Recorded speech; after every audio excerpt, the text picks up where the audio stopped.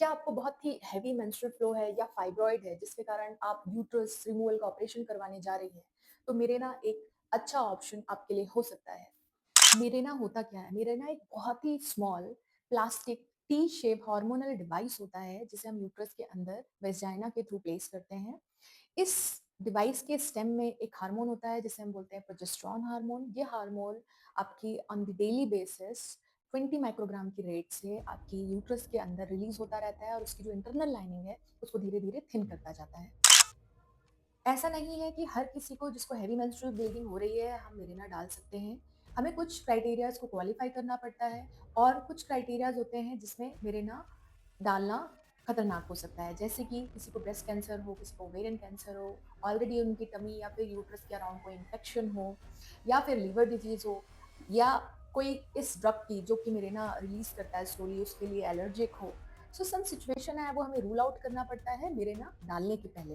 मेरेना काम कैसे करता है कि आपकी जो इंटरनल लाइनिंग होती है यूट्रस की जिससे आपको पीरियड्स के दौरान ब्लीडिंग होती है, ये उस लाइन को थिन कर देता है, शेड ऑफ कर देता है, जिसके कारण ब्लीडिंग ग्रेजुअली कम होती जाती है और इसलिए इसको एज ए कॉन्ट्रासेप्टिव डिवाइस भी यूज किया जाता है। मिरेना के बेनिफिट्स, अगर हम ओरली टैबलेट लेते हैं तो हमें उस टैबलेट को daily on the daily basis याद रखना होता है क्योंकि हार्मोनल टैबलेट हम मिस नहीं कर सकते। मिरेना को बस आपको एक बार अपने यूट्रस के अंदर बगैर किसी चीरफाड़, बगैर किसी सर्जरी के इंसर्ट करवाना होता है with the help of your doctor.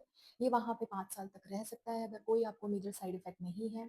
Secondly ये आपकी यूट्रस के अंदर धीरे-धीरे मेडिसिन को रिलीज़ करता है, तो इसका इफ़ेक्ट लोकली होता है, इसके बाकी जगह पे, बाकी और पार्ट पे जो साइड इफ़ेक्ट है वो नहीं होता है। हेवी ब्लीडिंग के अलावा मिरेना को हम एज़ अ कॉन्ट्रासेप्टिव भी यूज़ कर सकते हैं और इसको हार्मोनल रिप्लेसमेंट थेरेपी जो कि हम मेनोपॉज़ल वुमेन जिनके पीरियड्स बंद हो जाते हैं आफ्टर 50 और उनको अगर कुछ सिम्पटम्स आ रहे हैं, तो उसमें भी इसे एडवाइस कर सकते हैं। कई बार मिरेना इंसर्शन से पहले हेवी फ्लो की एग्जैक्ट डायग्नोसिस बनाने के लिए आपकी जो डॉक्टर है आपको एक टेस्ट एडवाइस कर सकती है जिसे हम कहते हैं एंडोमेट्रियल एस्पिरेशन या एंडोमेट्रियल बायोप्सी। एक स्मॉल प्रोसीजर है जिसमें हम आपके यूट्रस की जो इंटरनल लाइनिंग होती है उससे एक टिश्यू निकालते हैं with the use of instrument.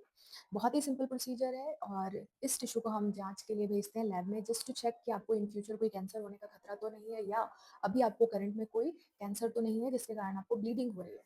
अगर आपकी रिपोर्ट्स में सब कुछ अच्छा आता है, ये कैंसर से रिलेटेड कोई ब्लीडिंग नहीं है, तो फिर हम मिरेना इंसर्शन के लिए इजीली जा सकते हैं। मिरेना को हम इंसर्ट कैसे करते हैं? ये बहुत ही सिंपल और स्मॉल प्रोसीजर है, इसमें आपको कोई भी एनेस्थीसिया की ज़रूरत नहीं होती है। हो सकता है लेकिन इंसर्शन के समय पे आपको थोड़ा-सा डिस्कम्फर्ट हो। So during the day of insertion आपकी जो डॉक्टर है आपको एग्जामिनेशन टेबल में लेटने बोलेंगे एग्जैक्टली जैसे कि आपको डिलीवरी के टाइम पे बोला जाता है। देन हम एक विजाइनल एग्जामिनेशन करते हैं एंड आपकी विजाइना को अंदर जो यूट्रस है, यूट्रस का जो लोअर पार्ट जिसे हम सर्विक्स कहते हैं उसको देखने के लिए हम एक इंस्ट्रूमेंट डालते हैं जिसे हम स्पेकुलम बोलते हैं और हम एक इंस्ट्रूमेंट से उस बच्चेदानी के जो लोअर पार्ट है, यूट्रस का जो लोअर पार्ट है उसको पकड़ते हैं and then with the use of inserter हम इस तरीके से यूट्रस के अंदर मेरिना को प्लेस कर देते हैं। इमीडिएटली आफ्टर इंसर्शन ये हो सकता है आपको थोड़ी सी स्पॉटिंग हो, थोड़ा सा abdominal क्रैम्प हो या फिर आपको थोड़ा चक्कर आए, तो immediately after insertion usually doctor suggest करते हैं कि आप अपनी जगह पे थोड़ी देर लेटे रहें। लॉन्ग टर्म में मिरेना के कारण हो सकता है किसी को बहुत हैवी फ्लो हो, किसी का फ्लो बहुत कम हो जाए। बहुत से पेशेंट में ये भी देखा गया है कि उनको कंप्लीटली पीरियड्स आना बंद हो जाते हैं क्योंकि उनकी जो इंटरनल लाइनिंग है यूट्रस की वो बहुत ज़्यादा थिन हो जाती है एंड इसके कारण एक ओवरी में सिस्ट भी बन सकता है। ये सिस्ट यूजुअली 2 to 3 मंथ्स में अपने आप चला जाता है, बट इन रेयर केसेस अगर ये परसिस्ट करता है तो उसे हमें निकलवाना भी पड़ सकता है। कुछ रेयर केसेस में मेरिना को इंसर्ट करने के वक्त क्योंकि हम आउटसाइड से इनसाइड जाते हैं तो कुछ इन्फेक्शन, कुछ बैक्टीरिया अंदर जा सकते हैं और इन्फेक्शन स्प्रेड करा सकते हैं।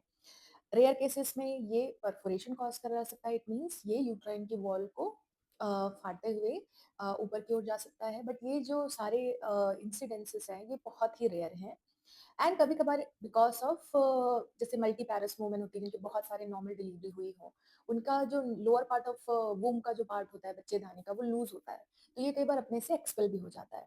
सो ये सारे जो साइड इफेक्ट्स हैं ये बहुत ही रेयर साइड इफेक्ट हैं एक्चुअली। जैसे जैसे हम रोड में चलते हैं और एक्सीडेंट का खतरा होता है लेकिन हर किसी का एक्सीडेंट नहीं होता। सो ये भी देख ये सारे साइड इफेक्ट देख के हमें ये नहीं सोचना चाहिए कि ये हमें हो ही जाएगा, ये हो सकते हैं। अगर आप सारे क्राइटेरिया को क्वालिफाई करती हैं और मिरेना आपके लिए एक गुड ऑप्शन है, तो आप इसे ज़रूर अपनाएँ क्योंकि इससे आप एक सर्जरी से बच सकती हैं।